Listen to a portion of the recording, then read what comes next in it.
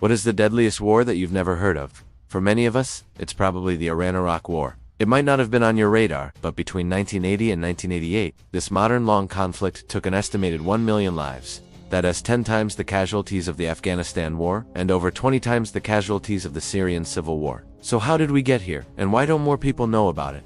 I'm going to do my best to sum up 8 years of war in just under 4 minutes. If you want to hear more about this conflict, make sure you check out the series in the description below. So the Iran-Iraq War was fought between the Islamic Republic of Iran and the Republic of Iraq, and as you might have guessed, it was not a very friendly affair. The two countries have a lot of history together, but their modern conflicts began in the late 1970s, after the Iranian Revolution.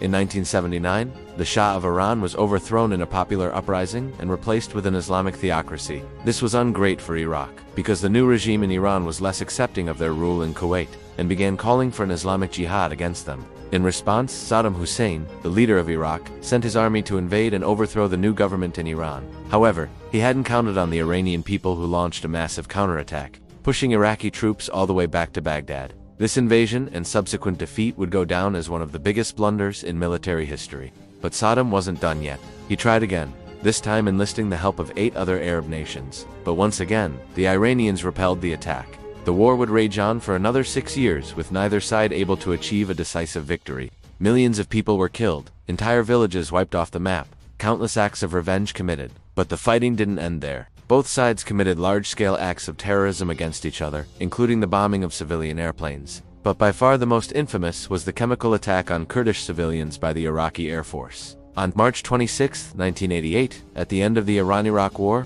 the Iraqi Air Force bombed to Kurdish villages with chemical weapons, killing over 5,000 people. This attack, along with others like it, is considered to be a war crime. Fighting ended in 1988 with the Iran-Iraq ceasefire agreement, but even today, tensions remain high between the two countries. In recent years, both Iran and Iraq have experienced significant internal conflict. Iraq has been fighting to defeat ISIS in their ongoing insurgency, while also contending with the Iranian-backed Shiite militias in the country. Iran, meanwhile, has been cracking down hard on protesters across the nation. These ongoing struggles have led to a resurgence of hostilities between the two countries. In 2021 alone, there were over 30 attacks claimed by Iranian-backed groups against U.S. forces in Iraq. As recently as last month, rockets were fired from Iran into northern Iraq, targeting the Kurdistan region.